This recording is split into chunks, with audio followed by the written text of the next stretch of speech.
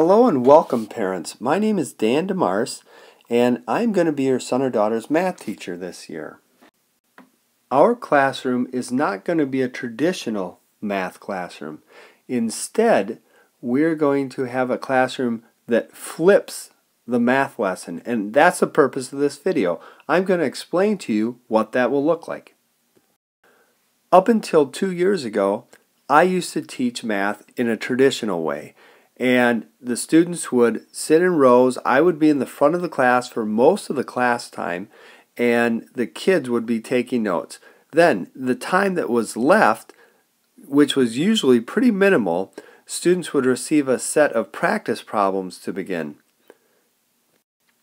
Now, whatever problems they did not complete will become homework, and then students would return the next day to go over the homework, and then the same routine would happen over again. As you will see, there are a lot of drawbacks to the traditional classroom. Now, before we go on, I want to remind you about an important feature of these video lessons. So at any time, if you want to pause the video, you can to read the text, or if there's a part that you weren't sure about, you can always rewind or re-watch that part. The we is Sue Heinmiller and Tara Martinson, they're fellow 7th grade math teachers at CMS. We found that this is not the best way for students to learn. I'm going to show you 3 realities that I discovered that help prove to me why the traditional classroom was not the most effective way to teach my students. Now, the first one is that it's a fact that students all learn at different paces.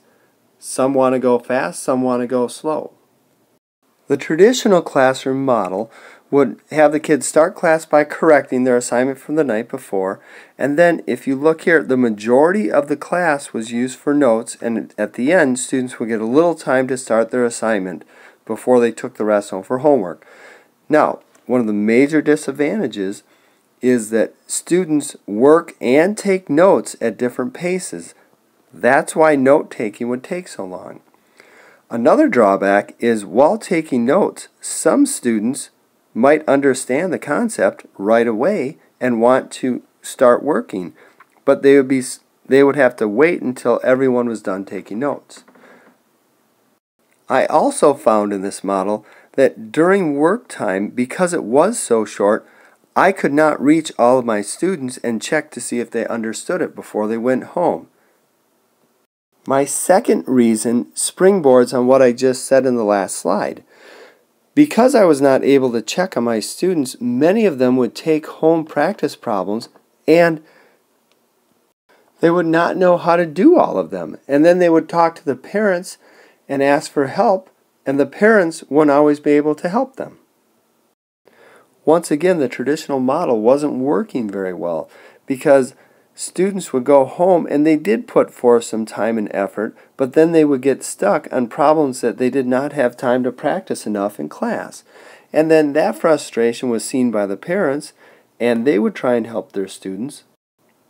But for many parents, that's difficult because they're not sure of how I taught it or what specifically I was looking for when I taught the lesson. The third area that did not work very well in a traditional classroom is when students are absent and they miss important parts of class. In that traditional classroom, students would often come in before school or after school to try and make up the lessons that they missed. And it was not the most efficient way for the teacher or for the student, especially if a student missed other classes and had to come into school to make up those lessons. So I decided to flip my classroom. In the flipped classroom, we think of it as an inverted traditional classroom. So now, instead of taking notes in class, at home, students watch a video lesson that I prepare, and they take notes using a note sheet. Then, when they come back to school, students can ask questions, and I also check to see which students understand it and which students might need to get more help on it. The rest of the class time is all working on the assignment.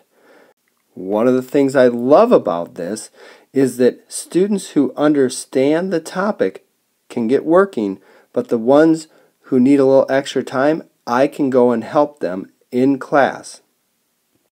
I want to talk about what the flipped classroom requires of your son or daughter as a student. Students still might have 20 to 30 minutes of homework each night. The only thing that's going to be different is the type of math homework that they're doing. So instead of doing a bunch of practice problems that they might not really be ready to do, students are going to watch a video, take notes, and then complete 4 or 5 basic practice problems that I'm going to go over with the students the next day in class. This last part is very important and one of the huge benefits of having a flipped classroom.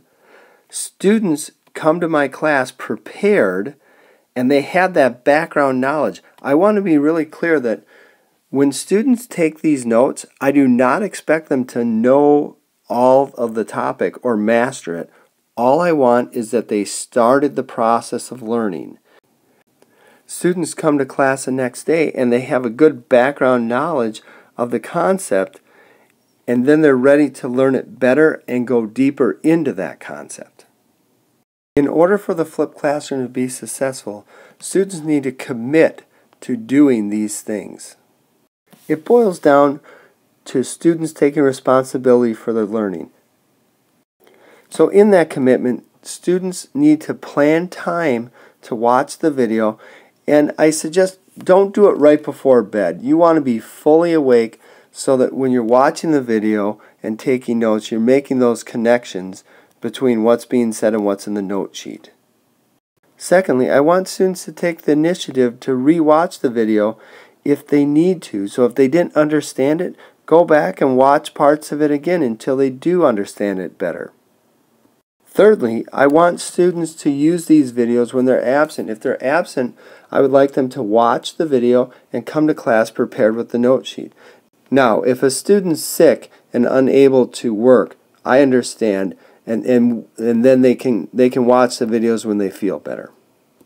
Lastly, I want students to take initiative with me if there is a problem watching the video online or completing the note sheet. I want them to email me or voicemail or talk to me at the beginning of class and let me know this. Okay, we talked about the student. How is the flipped classroom going to affect the parent or the guardian? One of the benefits of the flipped classroom is that you have more opportunities to be involved with your students' math education. First, just try and provide your son or daughter with a quiet place that they can watch the lesson without interruptions. Another benefit, in class, students might be distracted, but when they watch the video at home, they're in charge of the environment, so they can go to a place that will not have distractions. Another way you can interact with your son or daughter is ask them questions about these videos that they're watching. Have them show you the note sheets. You are then able to check your son or daughter's understanding of the material, and it keeps you updated with what topics we're exploring in class that week. I feel that this third point is very important. So your son or daughter watches the video and fills out the note sheet. If you can, address any questions that they might have about the note sheet, if you feel comfortable. But if not, please, please, please encourage them to write down questions, and then they can ask me those questions when they get to class the next day. That's all part of this process. And like I said before, earlier in this video, one of the great benefits of having your notes recorded on the iPad is you can pause, you can rewind, you can re-watch. Where in class, you'd have to raise your hand and I'd have to go back over it. Here, you can do it just all by yourself. So encourage your son or daughter to use these features of the video note sheet. And lastly, feel free to watch the videos with your student.